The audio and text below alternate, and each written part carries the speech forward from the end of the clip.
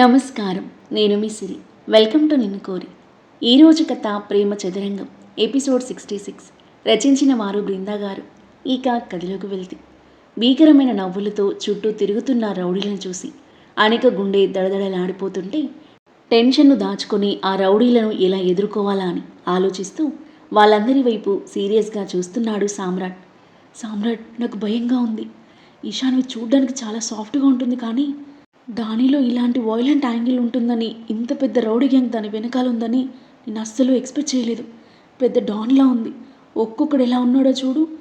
ఏదో ఒకటి చేయి సామ్రాట్ అంది గజగజ వణికిపోతూ. నువ్వు టెన్షన్ పడకు, నేనున్నాను కదా, నీకేం కానివ్వను. ఏంట్రా ఆ గుసగుసలు? మీరేం చేసినా మా నుండి తప్పించుకోలేరు. అయిపోయారు ఈరోజు మా చేతిలో. మా ఈశాన్య మేడం జోలికే వస్తారా? రేయ్ ఏసేయండ్రా అని రౌడీ కర్రతో వాళ్ళ మీదకి దూకడంతో మిగతా రౌడీలంతా అరుస్తూ కర్రలతో వాళ్ళ మీదకొచ్చారు. అనిక జడుసుకుని సామ్రాట్ వెనకాల దాక్కుంటే సామ్రాట్ తనని కొట్టబోతున్న రౌడీ నుండి తప్పించుకుని అతని చేతిలో కర్ర లాక్కుని ఆ రౌడీను బలంగా తన్ని నేల మీద పడేసి గుంపుగా మీదకొస్తున్న రౌడీలను ఆ కర్రతో ఆవేశంగా చితకబాదుతూ వాళ్ళని ఎదుర్కొనే ప్రయత్నం చేస్తున్నాడు. అందులో ఒక రౌడీ అనిక మీదకు రాబోతుంటే భయపడి అక్కడ నుండి పరిగెత్తింది అనిక. ఎక్కడికే వెళ్తావు? ఇద్దరు రౌడీలు ఆమె వెనుక పరిగెత్తుతుంటే సామ్రాట్ అని అరుస్తూ ప్రాణభయంతో పరిగెడుతూ ఉంది అనిక. ఆ అరుపుకి ఆమె వైపు చూసిన సామ్రాట్ తన మీద దాడి చేస్తున్న వాళ్ళని కొట్టి అనికను తరుముతున్న రౌడీల వెనుక మెరుపు వేగంతో పరిగెత్తాడు.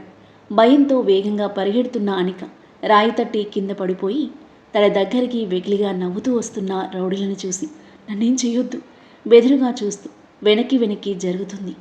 రేయ్, గుర్తుంది కదా, వాడికి మాత్రమే కోటింగ్ పడాలి. ఈ అమ్మాయి మీద ఒక్క దెబ్బ కూడా పడకూడదని మేడం చెప్పారు. జస్ట్ కొట్టినట్టు యాక్ట్ చేయి అంతే. ఒక రౌడీ మరో రౌడీతో మెల్లిగా అంటుంటే గుర్తుందిరా, అదిగో వడచేస్తున్నాడు, స్టార్ట్ యాక్షన్ అంటూ కర్రతో అనికను కొట్టబోతున్నట్టు యాక్ట్ చేసేసరికి నో అనిక భయంతో గట్టిగా అరుస్తూ చేతులు అడ్డు పెట్టుకొని పక్కకు తిరిగి గట్టిగా కళ్ళు మూసుకుంటే సామ్రాట్ ఒక్కసారిగా ఆమె ముందు మోకాళ్ళపై అడ్డుగా కూర్చున్నాడు. ప్లాన్ ప్రకారం రౌడీలు ఆ కర్రలతో సామ్రాట్ను బాధడం మొదలుపెట్టారు. కర్రలు తనని తాగకపోవడంతో కళ్ళు తెరిచి చూసిన అనిక తనకి అడ్డుగా ఉండి దెబ్బలు తింటున్న సామ్రాట్ని చూసి టెన్షన్ పడసాగింది. మిగతా రౌడీలందరూ కూడా పరిగెత్తుకుంటూ వచ్చి సామ్రాట్తో పాటు అతని వెనకాల ఉన్న అనికను కొట్టడానికి ప్రయత్నిస్తుంటే బెదిరిపోతున్న అనికను అమాంతం రెండు చేతులతో గట్టిగా హత్తుకొని ఆమె తలపైన అతని తలను అడ్డుగా పెట్టి కూర్చొని అటూ ఇటు తిరుగుతూ తనకి ఎన్ని దెబ్బలు తగిలినా ఆమె మీద దెబ్బ పడకుండా విశ్వ ప్రయత్నం చేస్తున్నాడు సామ్రాట్. అతని చిన్న కోతి పిల్లలా కరుచుకుపోయిన అనిక సామ్రాట్ తలకు వీపుకి విపరీతంగా దెబ్బలు తగులుతుంటే ఆందోళనగా అతన్ని చూస్తుంది. రేయ్, వదలరా దాన్ని అని రౌడీలు సామ్రాట్ను కొడుతూ అనికను విడిపించే ప్రయత్నం చేస్తున్నా అనికను విడవకుండా గట్టిగా పట్టుకున్నాడు సామ్రాట్. రౌడీ సామ్రాట్ తల మీద కొట్టడంతో తలకి గాయమయ్యి బ్లడ్ మొహం మీదుగా కారుతుంది. ఆ బ్లడ్ చూసి మరింత టెన్షన్ పడుతూ కళ్ళు తేలేసింది అనిక. సామ్రాట్, బ్లడ్ వస్తుంది అని వణికిపోతూ భయాందోళనలతో అతన్ని చూస్తుంది. అనికను రౌడీలు కొట్టడానికి ట్రై చేస్తున్నా ఆమెను హత్తుకుని అటూ ఇటూ తిప్పుతూ ఒక చేత్తో తనని పట్టుకుని మరో చేత్తో రౌడీలను కొడుతూ ఆవేశంతో తన్నుకుంటూ ఫైట్ చేస్తూ ఆమెకు బదులుగా తను ఆ కర్ర దెబ్బలు తింటూ సామ్రాట్ తనని ప్రొటెక్ట్ చేస్తున్న తీరు అనిక హృదయాన్ని కదిలించింది. దారలుగా కారుతున్న కన్నీటితో అతన్ని బేలగా చూస్తుంది. హోరాహోరీగా జరిగిన ఫైట్లు చివరగా సామ్రాట్ అందరినీ కొట్టిపడేగా ప్లాన్లో భాగంగా అక్కడ నుండి లేచి కుంటుకుంటూ పారిపోయిన రౌడీలు బంగ్లా గోడ పక్కన నిలబడి వీళ్ళనే గమనిస్తున్నారు. సామ్రాట్ ఆయాసంతో రొప్పుతూ కళ్ళు మూస్తూ తెరుస్తూ తనని అతుక్కుని ఉన్న అనిక వైపు చూసి అరే ఓకే అన్నాడు. ఓకే సామ్రాట్ అని అనిక అంటుండగానే తనతో పాటు మోకాళ్ళపై కుప్పకులాడు సామ్రాట్. సామ్రాట్ అని గట్టిగా అరుస్తూ అతని పట్టుకుంది అనిక. సామ్రాట్, నీకేం కాదు, కళ్ళు తెరు అని ఏడుస్తూ అతని చెంపలపై తడుతూ ఉంది అనిక. అబ్బా, మామూలుగా కొట్టలేదురా వాడు. ఒక్కడి కోసం 10 మంది ఎందుకు, 4 చాలు మేడం అన్నాను నేను. మేడం 10 మందిని ఎందుకు పంపిందో ఇప్పుడు అర్థమైంది అన్నాడు అందులో ఒక రౌడీ తగిలిన దెబ్బలను చూసుకుంటూ. ఆ పిచ్చిదేంట్రా, తొందరగా అంబులెన్స్కి ఫోన్ చేయక ఏడుస్తూ కూర్చుంది. ఫోన్ పక్కనే పడుంది. అంత అందమైన అమ్మాయికి పాపం బ్రెయిన్ ఇవ్వలేదురా దేవుడు. ఇంకొంచెం ఉంటే వాడి పని గోవిందా. రేయ్, వెళ్ళి ఆ ఫోన్ ఆ అమ్మాయికి కనిపించేలా దగ్గర పెట్టురా అన్నాడు ఒకడు. ఓకేరా అంటూ మెల్లిగా అనిక వెనుక నుండి అడుగులు వేసి 4 అడుగుల దూరంలో ఉన్న ఫోన్ని అడుగు దూరంలో పెట్టేసి సైలెంట్గా వెనక్కి వెళ్ళాడు. దేవుడా, ఇప్పుడు నేనేం చేయాలి? ఇక్కడెవరూ లేరు అని చుట్టూ చూస్తున్నానిక. ఫోన్ కనిపించగానే టక్కున చేతిలోకి తీసుకుంది. సామ్రాట్ ఫింగర్ ప్రింట్తో ఫోన్ ఓపెన్ చేసి 108కి డయల్ చేసి రమ్మని లొకేషన్ షేర్ చేసింది. సామ్రాట్, అంబులెన్స్ వస్తుంది, నీకేం కాదు అని ఉలుకు పలుకు లేకుండా ఉన్న సామ్రాట్ని తడుతూ ఉంది అనిక. అప్పటికే ప్లాన్ ప్రకారం కొద్ది దూరంలో అంబులెన్స్ని రెడీగా ఉంచిన రౌడీలు అతనికి కాల్ చేసి రమ్మని చెప్పారు. కూతలు పెడుతూ వస్తున్న అంబులెన్స్ని చూడగానే కాస్త రిలీఫ్గా బ్రీత్ తీసుకున్న అనిక సామ్రాట్ను అతి కష్టంగా లేపి తన భుజంపై అతని చేయి వేసుకుని నడిపిస్తుంటే అంబులెన్స్ డ్రైవర్ పరుగున వచ్చి పట్టుకుని అంబులెన్స్లో పడుకోబెట్టి అనిక ఎక్కగానే ఫాస్ట్గా డ్రైవ్ చేస్తూ తీసుకెళ్తున్నాడు. దేవుడా ప్లీజ్, సామ్రాట్కి ఏమీ కాకుండా కాపాడు అని ఏడుస్తూ ఆ దేవుడిని వేడుకుంటుంది అనిక. అమ్మయ్య, పనైపోయిందిరా, మేడంకి కాల్ చేసి చెప్పాలి అని ఇషుకి కాల్ చేశాడు మెయిన్ రౌడీ. రెస్టారెంట్ నుండి అదవుతో పాటు కారులో ఇంటికి బయలుదేరిన ఇషు కాల్ లిఫ్ట్ చేసింది. మేడం, మీరు చెప్పినట్టే చేశాం, ఇప్పుడే అంబులెన్స్లో వెళ్ళిపోయారు, డాక్టర్కి కూడా ఇన్ఫామ్ చేశాం, అంతా మీరు చెప్పినట్టే జరుగుతుంది మేడం. Okay, good. ఆ అమ్మాయికి గాయాలేం ఇవ్వలేదుగా? ఇషు మాటలు విని తన వైపు చూశాడు అదవ్. లేదు మేడం, ఆ అమ్మాయి గాయమవ్వకుండా వాణ్ణి మాత్రమే కుట్టాం, వాడు కూడా మీరు ఊహించినట్టే ఆ అమ్మాయిని చాలా బాగా ప్రొటెక్ట్ చేశాడు. ఓకే, ఇంతకీ మీ పరిస్థితి ఏంటి, బాగానే ఉన్నారా? పర్లేదు మేడం, ఆ ఎదవ బాగానే కుమ్మడం మమ్మల్ని. ఆ అమ్మాయి కాల్ చేసిన అంబులెన్స్ వస్తూ ఉంటుంది, అందులో వెళ్ళి ట్రీట్మెంట్ చేయించుకుంటాం. Okay, take care. ఫోన్ పెట్టేసింది ఇషు. ఏమైంది ఇషు, అనుకేం కాలేదు కదా? ఏం కాలేదు, మనం ఇచ్చిన షాక్ ట్రీట్మెంట్కి బెదిరిపోయి ఉంటుంది, ఇక జన్మలో నీ జోలికి రాదు. ఏం చేసావు విషయం ఇంతకీ, చెప్పొచ్చు కదా? సస్పెన్స్ తట్టుకోలేకపోతున్నానే. చెప్తాను, అంత తొందర ఎందుకు, కాస్త వెయిట్ చేయండి. రాక్షసి, నీలో ఈ రౌడీ యాంగిల్ కూడా చాలా బాగుంది.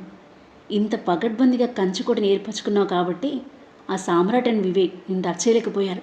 మై హార్ట్ డాన్ పిల్లామా, I'm so proud of you. అమ్మాయిల్లో సూపర్ యూనిక్ నువ్వు, ఎంత ముద్దొస్తున్నావో అన్నాడు కొంటెగా చూస్తూ. నన్ను కాదు, రోడ్డును చూసి నడుపు, లేదంటే రోడ్డు ఇస్తుంది నీకు ముద్దు. ఈషు మాటలకి నవ్వుకుంటూ కార్ డ్రైవ్ చేస్తున్నాడు అదవ్.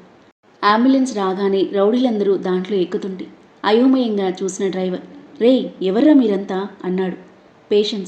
పేషెంట్సా? ఆ అమ్మాయి ఒక్కడి గురించే చెప్పింది, మీరేమో మందకి మందే ఉన్నారు. ఇంతకీ ఆ అమ్మాయి ఏది? అమ్మాయి రమ్మంటే త్వరగా వస్తారని మా వాడే అమ్మాయిలా మాట్లాడు, కానీ త్వరగా పదండి అని ఎక్కి కూర్చున్నారు అందరూ. ఊర గోక్కుంటూ చూసిన డ్రైవర్ అందరికీ దెబ్బలు తగిలి ఉండడంతో మౌనంగా అంబులెన్స్ స్టార్ట్ చేశాడు. ప్లాన్ చేసుకున్న విధంగా అంబులెన్స్లో ఉన్న ఇషామి మనిషి తమ ఫేవర్గా ఉన్న డాక్టర్ ఉండే హాస్పిటల్కి తీసుకెళ్లాడు. హుటాహుటిన సామ్రాట్ను ఐసీయూకి షిఫ్ట్ చేయగా ఏం జరుగుతుందో ఏంటో అని భయపడుతూ క్షేమంగా ఉండాలని వేడుకుంటూ కళ్ళనీళ్లతో టెన్షన్గా అటు ఇటు తిరుగుతూ ఉంది అనిక.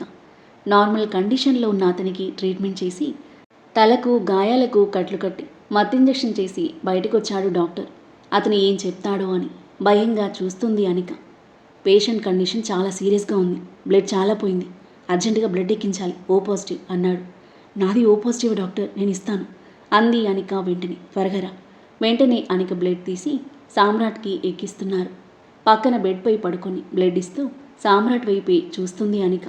తల మీద ఒంటి మీద అక్కడక్కడ కట్లతో స్పృహ లేకుండా పడి ఉన్న అతన్ని చూసి అతని పరిస్థితికి బాధ, తనని కాపాడినందుకు కృతజ్ఞత భావంతో ఆమె మనసు నిండిపోయింది. బ్లడ్ ఇవ్వడం అయ్యాక బయటికి వెళ్ళి సామ్రాట్ ఫోన్ నుండి కైలాష్కి ఫోన్ చేసింది. మార్నింగ్ జాగింగ్ అని వెళ్ళి ఇంకా ఇంటికి రాలేదని కంగారు పడుతున్న కైలాష్ సామ్రాట్ నెంబర్ చూసి వెంటనే లిఫ్ట్ చేశాడు. హలో డాడీ, అను ఎక్కడున్నావు? పొద్దుననగా వెళ్ళాం, ఫోన్ చేస్తే స్విచ్ ఆఫ్, ఎంత కంగారు పడ్డామో తెలుసా? ఎక్కడున్నావురా? అతని మాటలు విని గదిలో నుండి బయటకు వచ్చింది అమృత. హాస్పిటల్లో డాడీ. హాస్పిటలా? కంగారుగా సోఫాల నుండి లేచాడు కైలాష్. వెంటనే ఫోన్ లాక్కున్న అమృత, అను హాస్పిటల్ ఏంటే, ఏమైంది నీకు అంది కంగారు పడుతూ. మమ్మీ, నాకేం అవ్వలేదు, సామ్రాట్ చాలా సీరియస్గా ఉన్నాడు, నాకేం చేయాలో అర్థం కావట్లేదు. ఏమైంది అతనికి? వచ్చాక చెప్తాను, రండి మమ్మీ త్వరగా అని హాస్పిటల్ పేరు చెప్పింది అనిక. వచ్చేస్తున్నాం అని ఫోన్ పెట్టేసి వెంటనే హాస్పిటల్కి బయలుదేరిన అమృత కైలాష్లు అరగంటలో హాస్పిటల్కి చేరుకున్నారు. వాళ్ళని చూడగానే ఏడుస్తూ పరిగెత్తుకుంటూ వచ్చి హత్తుకుంది అనిక. టీషర్ట్కి సామ్రాట్ బ్లేడ్ అంటుకుని జీన్స్ మొత్తం మట్టంటుకుని జుట్టు రేగిపోయి చెంపలకు కళ్ళనీళ్ళ చారలతో పిచ్చి దానిలా ఉన్న అనికను ఆందోళనగా చూశారు కైలాష్ అమృత. అను, ఏమైంది? ఇలా ఉన్నవేంటి? ఏం కాలేదు కదా? తన మొహాన్ని చేత్తో తడుముతూ గాబరాగా అడిగింది అమృత. నాకేం కాలేదు మమ్మీ, కానీ సామ్రాట్ చాలా సీరియస్ కండిషన్లో ఉన్నాడు. సామ్రాట్ సీరియస్గా ఉండడం ఏంటను? జాయింగ్ అని వెళ్ళావు కదా, సామ్రాట్ ఎక్కడ కలిశాడు? అతనికి ఏం జరిగింది? ఆందోళనగా అడిగాడు కైలాష్. మార్నింగ్ వెళ్ళింది జాగింగ్కి కాదు, గుడికి వెళ్ళాను. సామ్రాట్ రమ్మని పిలిస్తే అని సామ్రాట్ చెప్పిన ప్లాన్. భువనేశ్వరికి నిజం తెలిసి ఈషుని అవమానించి ఇంట్లో నుండి వెళ్ళగొట్టడం, ఆ తర్వాత ఆదవ్ ఇంట్లో నుండి వెళ్ళడం, ఆదవ్ సామ్రాట్ను షూట్ చేయాలి అనుకోవడం, ఈశాన్వి కిడ్నాప్ చేయించి తమని కొట్టించాలి అనుకోవడం, సామ్రాట్ తనని ప్రొటెక్ట్ చేసేందుకు ట్రై చేసి తను ప్రాణాపాయ స్థితిలో ఉండడం మొత్తం క్లుప్తంగా చెప్పింది అనిక. షాక్తో తెల్లబోయి చూశారు కైలాష్ అమృతలు. ఆ ఈశాన్వి ఇంత పని చేసిందా? నమ్మలేనట్లుగా అడిగింది అమృత. అవును మమ్మీ, అది ఎవరూ లేని ఏకాకి అనుకున్నాను, కానీ దాని వెనకాలంత బ్యాక్గ్రౌండ్ ఉందని అస్సలు ఎక్స్పెక్ట్ చేయలేదు. పాపం సామ్రాట్ ఎన్ని దెబ్బలు పడ్డాడు. నాపై ఒక్క దెబ్బ కూడా పన్నివ్వలేదు. ఇది రెండోసారి తను నన్ను కాపాడడం. బావైన మరదలని నన్ను వదిలేశాడు, కానీ ఆ దొంగ మొహం వదిలేయలేదు. నన్ను టార్గెట్ చేసింది. సామ్రాట్ ప్రాణాలు తెగించి కాపాడాడు కాబట్టి బ్రతికిపోయాను, లేదంటే ఏమైపోయేదాన్ని. చావును దగ్గరగా చూశాను. ఇది రెండోసారి ఆ ఈశాన్వి నన్ను భయపెట్టడం. నా గుండానంత పనైంది మమ్మీ. పాపం సామ్రాట్ ఎలా ఉంటాడో ఏమో, భయంగా ఉంది అని ఏడుస్తున్న కూతుర్ని దగ్గరకు తీసుకొని ఓదార్చే ప్రయత్నం చేసింది అమృత. బావ జోలికి వెళ్ళొద్దని అంత క్లియర్గా చెప్పా కూడా మళ్ళీ ఆ సామ్రాట్తో కలిసి పిచ్చి ప్లాన్లు వేశావు. ఇప్పుడు చూడు ఏమైందో. కొంచెం ఉంటే నీ పరిస్థితి ఏమయ్యేది? ఇప్పుడు బాగా బుద్ధి వచ్చింది మమ్మీ. మళ్ళీ బావ జోలికి వెళ్ళాను. బావ ఊరుకున్నా దొంగ మొహంది చంపేస్తుంది అంది అనిక ఏడుపు మొహం పెట్టి. ఒక్కగానొక కూతురువని అల్లారు ముద్దుగా పెంచుకున్నాం. మేనల్లుడికిచ్చి చేస్తే సుఖంగా ఉంటావని ఆశపడి చిన్నప్పటి నుండి బావే నీ భర్త అని చెప్పి నీలో వాడి మీద పిచ్చి ఆశలను కల్పించాం. అదే మేము చేసిన తప్పు. వాడిని మర్చిపో. ఎలా ఉన్నాడు సామ్రాట్? ఇప్పుడే బ్లడ్ ఎక్కించారు. కండిషన్ సీరియస్ అనే చెప్పారు. ఏం కాదు, టెన్షన్ పడకు. వాళ్ళ మామకి ఫోన్ చేశావా?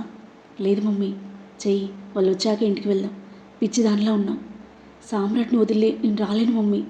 తనకి ప్రమాదమేం లేదని తెలిసిన తర్వాతే నేను ఇక్కడి నుంచి వస్తాను అని సామ్రాట్ ఫోన్లో వివేక్ నెంబర్ వెతుకుతున్న కూతుర్ని చూసి నివ్వెరపోయారు కైలాష్ అమృత.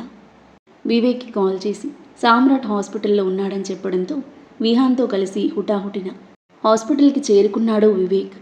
ఆ తర్వాత ఏం జరగబోతుంది? ఇషాన్వి సామ్రాట్కి ఇచ్చిన షాక్కు, తన ప్లాన్ ఫెయిల్ అయినందుకు వివేక్ ఎలా రియాక్ట్ అవ్వనున్నాడు? ఇషాన్వి సామ్రాట్ అనికల విషయంలో ఎలాంటి ప్లాన్ వేసింది? ఆ ప్లాన్ వర్కౌట్ అవ్వనుందా? ఆదవ్ ఇషాన్విల మధ్య ఎలాంటి సన్నివేశాలు చోటు చేసుకోబోతున్నాయి? ఈ ప్రేమ చదరంగం ఎలాంటి మలుపు తీసుకోబోతుంది? అద్భుతమైన కథనంతో ఒక కందని మలుపులతో మనసును హత్తుకునే సన్నివేశాలతో ఎంతో ఆసక్తిగా సాగి ఈ కథ యొక్క నెక్స్ట్ ఎపిసోడ్ కోసం మన నెక్స్ట్ వీడియో చూడండి. కథ నచ్చితే లైక్ చేయండి. ఈ కథపై మీ అభిప్రాయాన్ని తప్పకుండా కామెంట్ చేయండి. మరిన్ని ఇలాంటి ఇంట్రెస్టింగ్ స్టోరీస్ కోసం మన ఛానల్ని సబ్స్క్రైబ్ చేయండి. Thank you for listening.